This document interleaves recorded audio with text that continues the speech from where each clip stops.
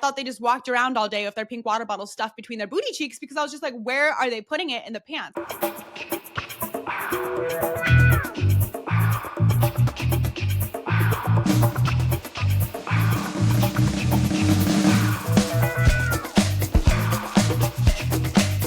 Welcome back. It's your host, Halli Smith, for another episode of Girlcore, the podcast where we get into the nitty gritty that nobody wants to talk about. It's too taboo. It's too locker room. It's completely normal, and it needs to be talked about because it just makes things more fun. And that is why you listen to Girlcore. No, something though that is talked about a lot, and we still don't understand why it's happening, is the unsolicited dick pic. Guys, every single day I open my DMs, I am flooded with unsolicited dick pics. Thank goodness for Instagram and like TikTok amping up the algorithm, because now they've made it more difficult, and like it just goes to like a spam message, not my like request messages, because the amount of dick pics that are getting sent are insane. And I am just like, what is with men's fascination and need to always be showing us their dicks? I mean, honestly, do they know that women actually don't like dick outside of the bedroom?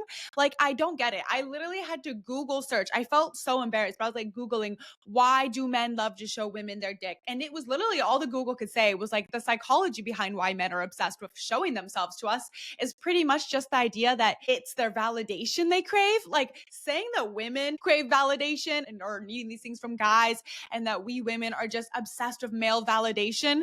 Ma'am, I would like to turn that shit around on the men, because men are obsessed with female validation, and that is why they send the dick pics.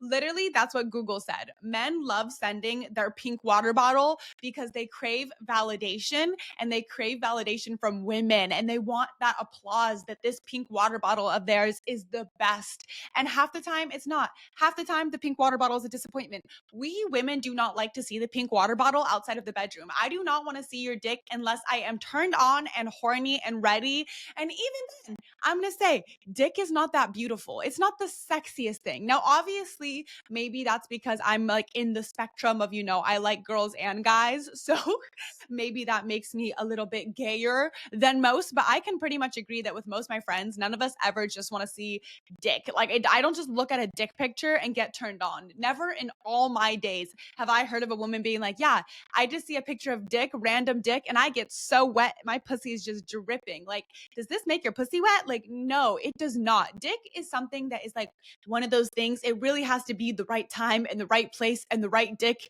for you to want that dick. I feel like I care more about the person than the dick, okay? Because half the time, no matter what, dick is dick. I do have to say though, my man has a very aesthetically pleasing dick, and honestly, I always liked his dick. It was a great dick, amazing size, amazing everything all around, just a great dick.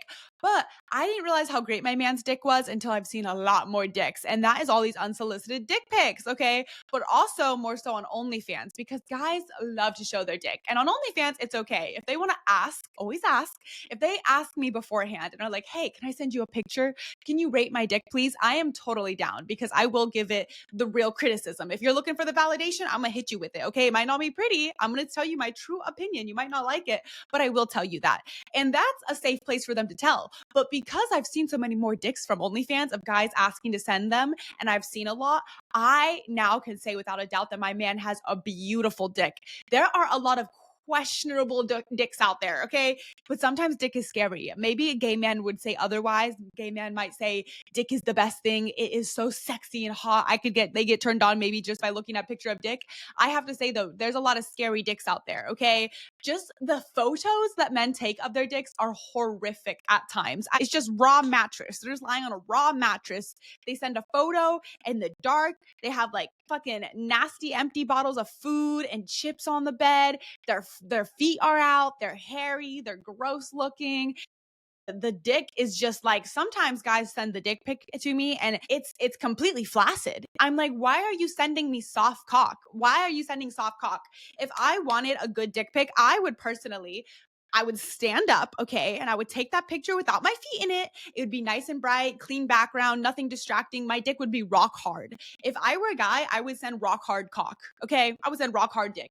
I would send it like that, because I would never want to send me a flaccid dick. Sometimes guys who have foreskins don't even pull the foreskin down. They just send you like a dick pic. They just sweater up. It has this little turtleneck on. I'm like, I cannot gauge what your dick looks like unless you pull down its hoodie, okay? It'd be like if you sent me a fucking picture picture of yourself and you're wearing a ski mask and goggles. Like, I have no clue what your face looks like.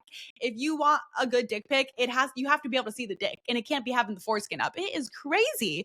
Like, yes, there can be good dick pics. Okay. Women be saying on TikTok, like, I want him to send me a video with the flash on, with him, finishing with the noise and volume up. Like, we want to hear it. We want to see it. But in that video, we don't want to see your feet. I don't want to see your nasty bed. I don't want to see no crusty background. I don't want to see like you in the bathroom lying on the bathroom floor and it's all gross. Like, these are the things I've seen, guys. It's insane. Like, yes, the best way to send a good picture of your guy, of your pink water bottle, of your cucumber is to have a clean background, no distractions. I don't want one thing in the background. I don't want a toilet. I don't want your nasty bed. I don't want your nasty feet. I literally just want to see your thing. Okay. I just want to see the pink water bottle. I want it to be hard. Okay. No softies. Why would you send a soft picture? That's a no-no.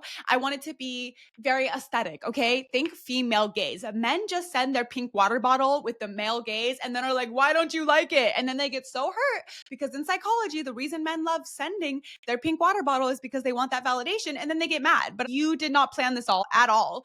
Women, we take the time. When we send you a spicy picture, gosh damn, that photo did not take 2 seconds, at least 15 minutes, okay? We were arching it. We were trying different angles. We made sure the background looked clean. We made sure the toilet seat was shut. We made sure everything was perfectly pleasing and aesthetic. And then ourselves, we made sure we looked amazing in the photo before we sent it. So if you want us to say, oh my gosh, look at that nice big fat pink water bottle, you better put in the effort, okay? Because we put in the effort all the time. If you ever get a bad dick pic, give them criticism, give them fucking feedback. If your man sends you a bad pink water bottle photo, send them back notes. Be like, okay, you see your feet? I don't want to see that next time. You see how I can see the toilet open? No, I don't want to see that next time, okay? You should like give them criticism because they can't keep doing this. They need to get better. We want to see a nice flash video, nothing in the background, clean, hard, give us some noise, let the end result happen. Literally, it's not that hard.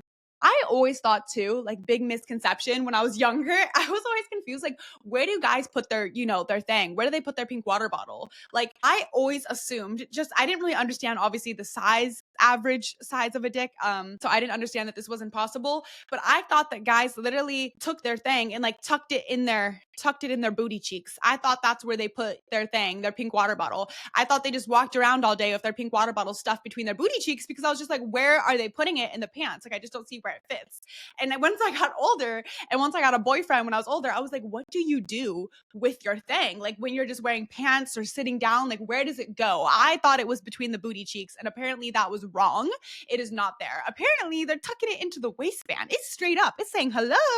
Yeah, apparently the cucumber could be looking at you and you don't even know it there, especially if they got like an out of nowhere hard on. When guys are younger, they'll tuck it in the waistband like straight up.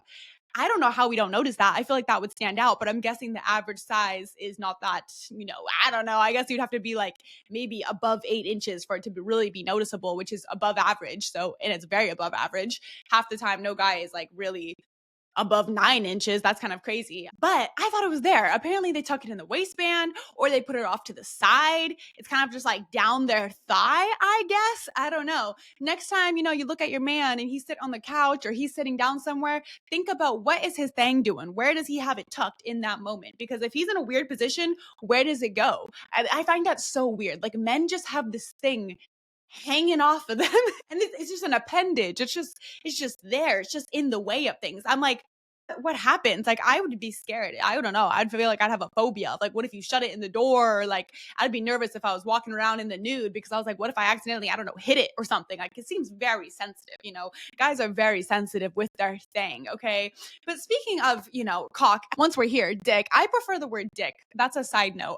I know that lots of actually guys in the porn world prefer the word cock. And I really actually don't like that word as much as I like the word dick. I think dick is just more pleasing. Cock is just too like it's intense. It's not for me. I like the word dick. I think dick is better. And obviously nowadays when I refer to the dick, I now also just say pink water bottle because my pink water bottle has become the dick and she's sitting right over here. My pink water bottle is right next to us. But yeah, dick is dick. Okay. You could call it whatever you want. there's the thousand names that men have named their things. I got a really funny question, and that was from a guy actually. And he was like, women, I'm so confused because I have my girlfriend. And he was like, maybe you know as another woman, like maybe you could tell me, but what do I call my girl's pussy instead of pussy? Because he's like, pussy kind of feels derogatory when we're in the bedroom. He's like, I want to talk dirty to her.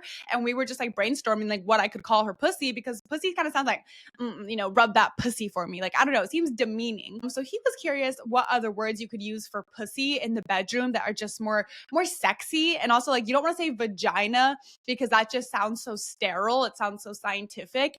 And honestly, I've been brainstorming, but I haven't. It's honestly a good question. Like, what do we call our kitty cat instead of a derogatory term? Like, when you're trying to do dirty talk, what do you like him to say when he's like, I want you to touch your, what's the word? I don't know. You could use pussy, but I get it. Like, pussy can be demeaning. I don't know. I would just say like, oh, I want you to like touch yourself. I guess you could just kind of say something like that, like more vague, or be like, I want you to rub yourself, or, oh, I want you to play with your clit. I feel like I would say clit. Yes. I feel like that's probably what I would say. I would probably be like, if I was hooking up with a girl, I'd be like, okay, I want you to rub your clit for me. I want you to rub it right there. I'd probably say that. Now that I'm getting into it, I'm like, yeah, I would probably say the word clit. Please DM me after the show, comment, what should guys call our pussy? Do they call it pussy? Like, if he's trying to be like, I want to eat your pussy, or like, I want you to go like rub your pussy, or what is your version? What do you want him to call it? Probably not vagina, like vag, like snatch. No, I don't know. Let me know, guys, what you think you should call your kitty cat in the bedroom. What's the hot name for the kitty cat?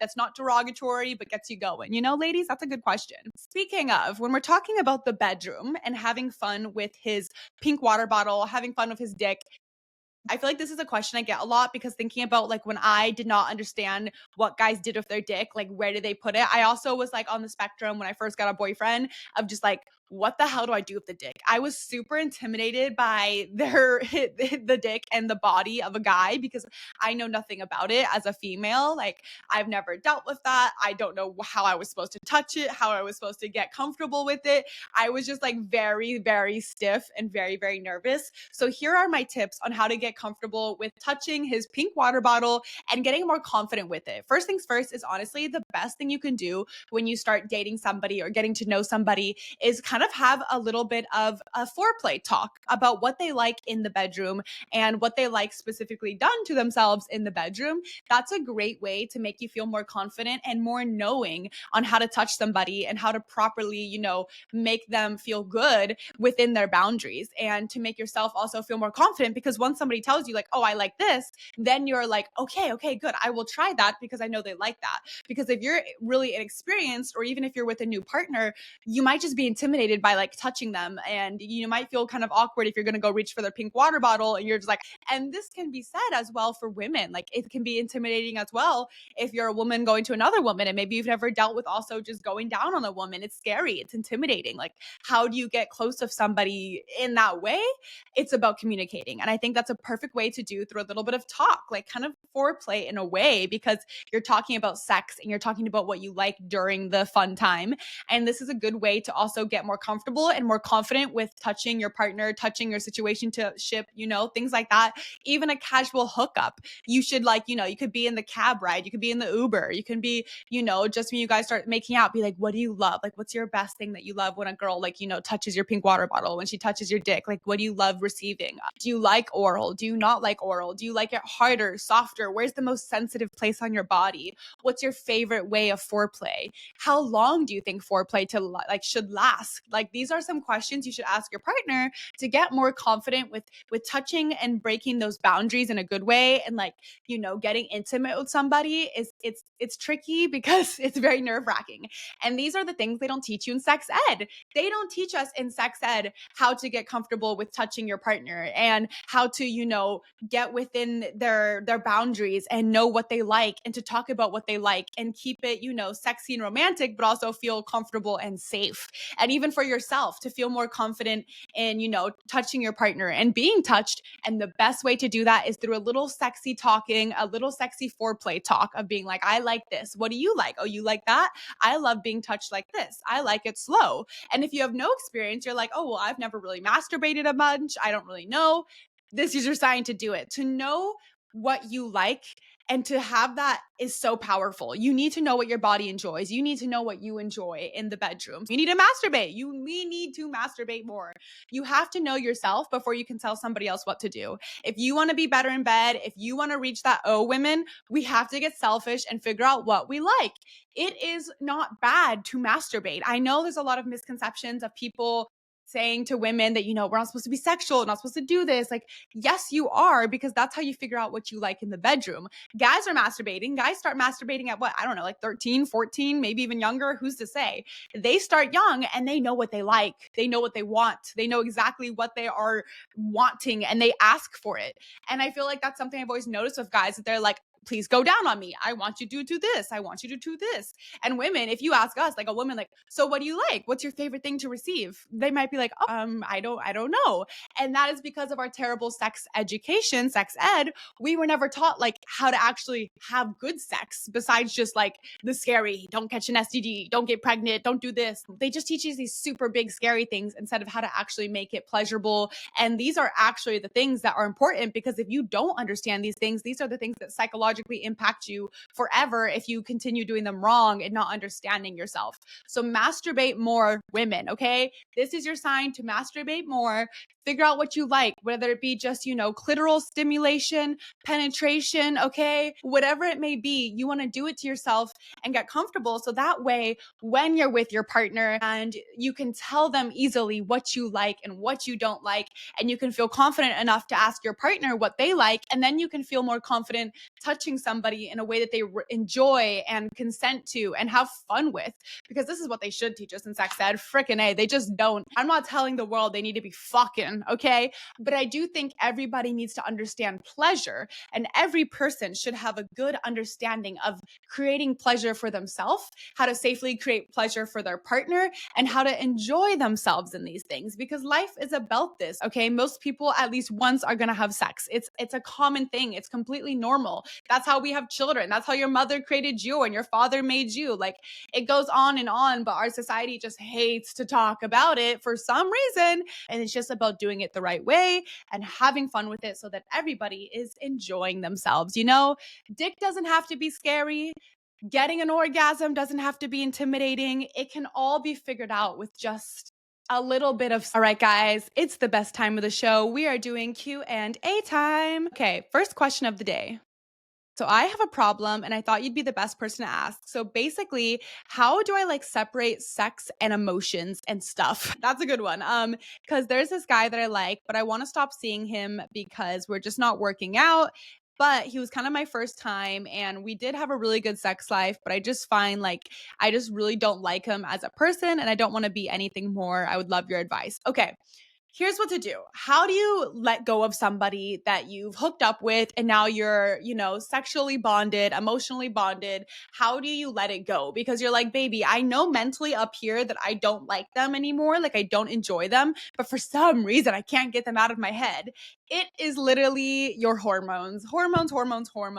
Women, we release so many hormones after we have sex with somebody, because that is literally scientifically we are supposed to, because then it creates that mating bond that we don't leave and abandon our child or something. I don't know. It makes us have all these extra intense emotions, and we find ourselves being yeah, I am really deeply attached to this person for some reason emotionally. But at the same time, I also know I don't really like them. I don't really enjoy them, and actually don't really even like them as a person. If you're having that problem, it just means it's the sex emotions, okay? You are just horny. Your brain is just horny and it's giving you all those horny hormones that you get after sex.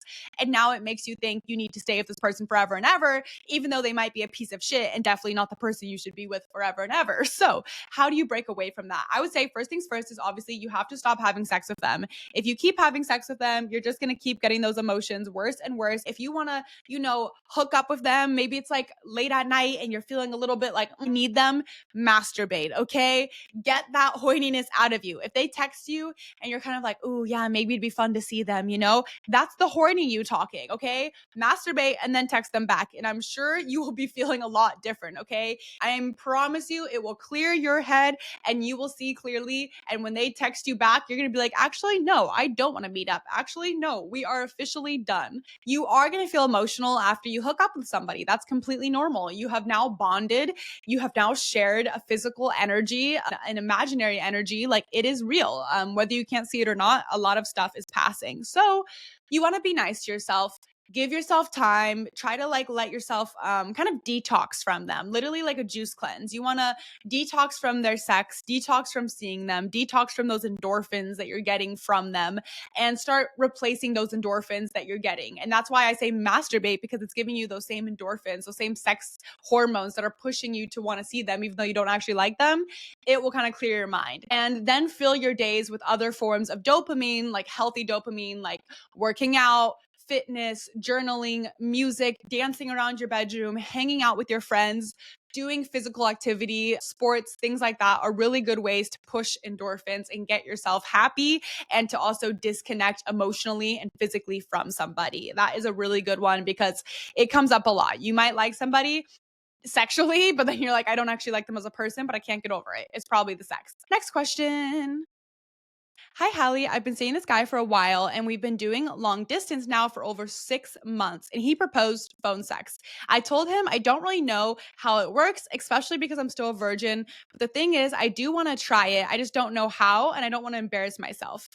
Here is how to have fun during phone sex. Here's how to talk to somebody spicy on the phone if you're doing long distance and not be awkward.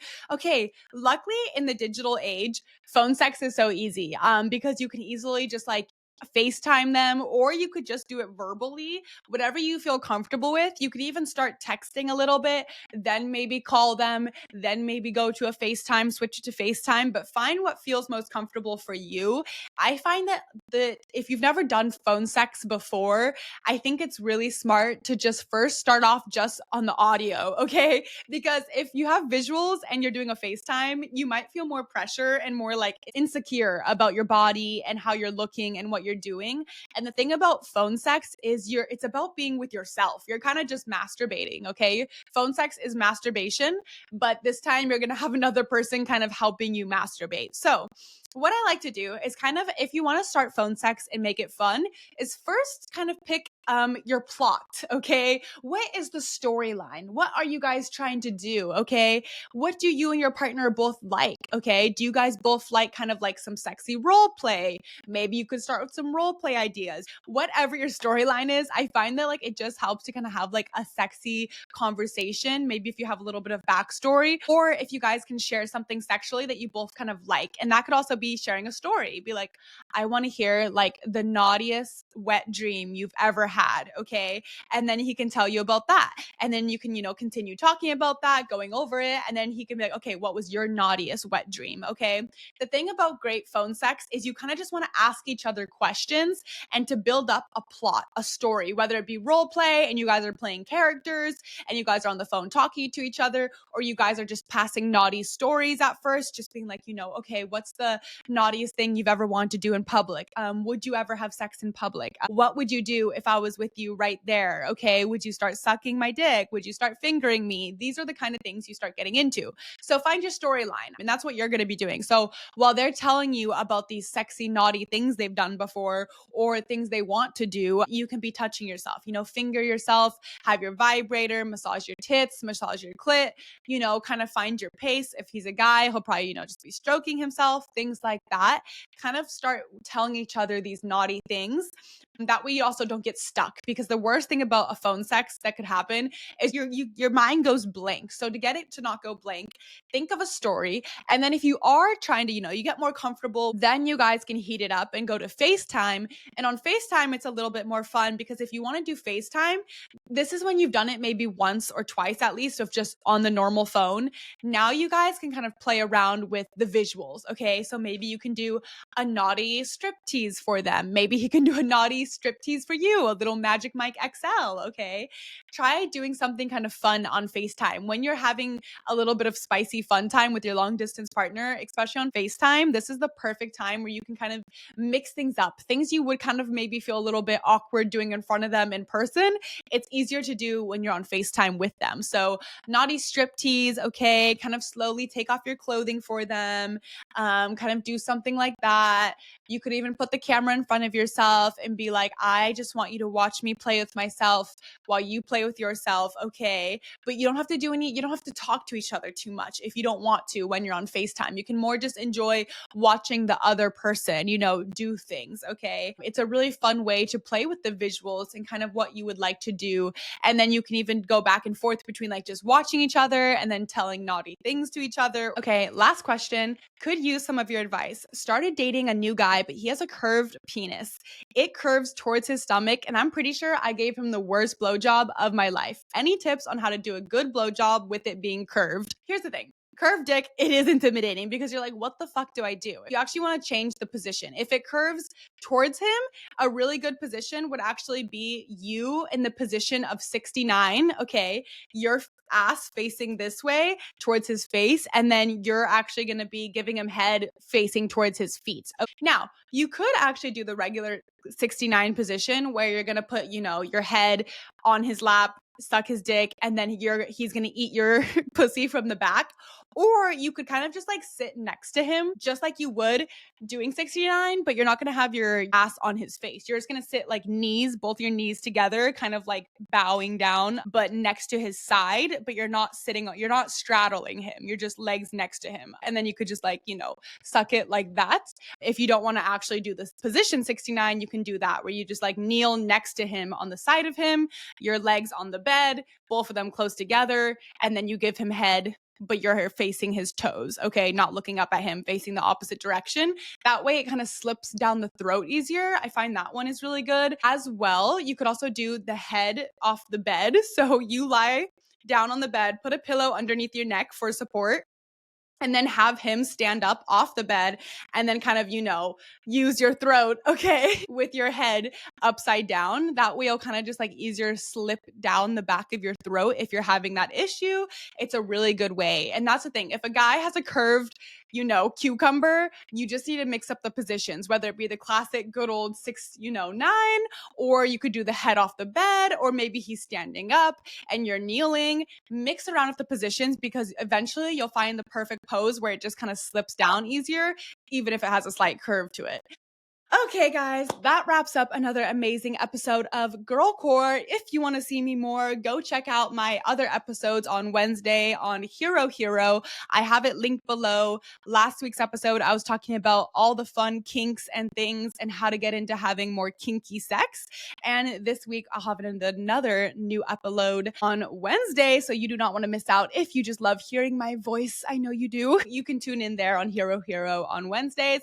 If not, I will see you next Sunday for another episode of Girlcore. Love you guys.